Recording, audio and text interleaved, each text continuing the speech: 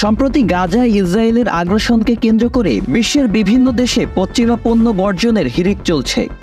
এসব পণ্যের মধ্যে অন্যতম কোকাকোলা। মুসলিম অনেক দেশের মতো বাংলাদেশেও কোকাকোলা বয়কট করেছে অনেকেই। নিষিদ্ধ জিনিসের প্রতি বাঙালিদের আলাদা একটা চাহিদা থাকে, এত পরিমাণ চাহিদা যেটা কোকাকোলার ক্ষেত্রে হয়েছে। এদেশের মানুষেরা কিছু কিছু মানুষেরা পুরা ফেসবুকে কোকাকোলার প্রোফাইল লাগাচ্ছে। আচ্ছা, নিজেদের বিবেক, নিজেদের মনুষ্যত্ব, নিজেদের ধর্মীয় একটা বিষয়, আচার আচরণ আছে, এগুলো সবকিছু কি টাকার কাছে আপনি বিক্রি করে দিচ্ছেন?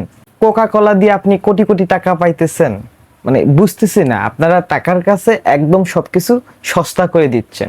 সবকিছু তো টাকার কাছে বিক্রি করা যায় না। আমাদের দেশের জনপ্রিয় একজন ক্রিকেটার মোস্তাফিজ ভাই অনেক ভালো আছেন, কারণ তিনি কিছুদিন আগে আইপিএলে খেলতে গিয়েছিলেন। সেখানে আইপিএলের একটা জার্সি দেওয়া হয়, সেই জার্সিতে এইখানে শুধু একটা মদের ট্রেডমার্ক দেওয়া থাকে, মানে একটা লোগো দেওয়া ছিল।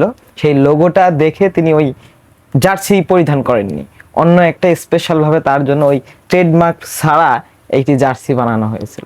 দেখেন, আপনাদেরও মন মানসিকতা এবং মুস্তাফিজ ভাইয়েরও মন মানসিকতা দেখুন কতটা পরিবর্তন। সবকিছুই আপনারা টাকার কাছে বিক্রি করবেন না।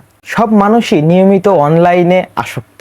তো অনলাইনে যখন এগুলা অ্যাড দেখবে বা এগুলা ভিডিও দেখবে যে কোকাকোলাকে সাপোর্ট করতেছে কে, তখন তাদেরও কিন্তু একটা চাহিদা হয়ে যাবে। তো নিজেদের মন মানসিকতা, নিজেদের ভাবমূর্তি চেঞ্জ করি, তবেই আমাদের গোটা জাতির ভাবমূর্তি চেঞ্জ হবে।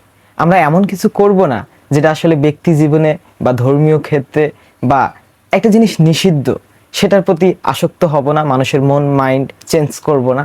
সবসময় তাদেরকে ফ্রেশ বা ফুললি ভালো কন্টেন্ট বা ভালো কিছু আমরা দেওয়ার চেষ্টা করব।